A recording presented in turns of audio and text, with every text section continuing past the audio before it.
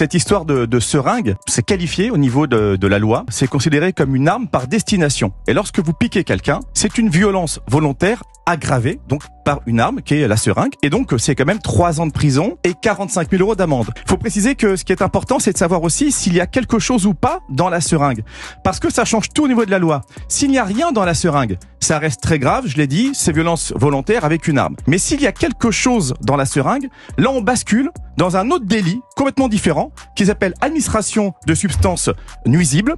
Et donc là, eh bien pareil, on va vous condamner, alors encore plus sévèrement, si vous avez moins de 8 jours d'ITT, c'est le cas le plus souvent, ben c'est également 3 ans de prison avec 40 000 € d'amende. Mais si par contre vous avez une infirmité permanente, là on passe à 10 ans de prison. Une femme qui se fait piquer, elle sait que la seringue a peut-être servi à piquer quelqu'un d'autre avant. Est-ce que cette personne avant n'était pas elle contaminée par une maladie, n'avait pas quelque chose, et donc on a inoculé à cette personne un microbe, un virus. Et donc la personne doit faire pendant des mois, voire des années, des examens pour être sûre qu'elle n'a pas été contaminée par cette seringue, et donc elle va vivre toute sa vie dans une angoisse.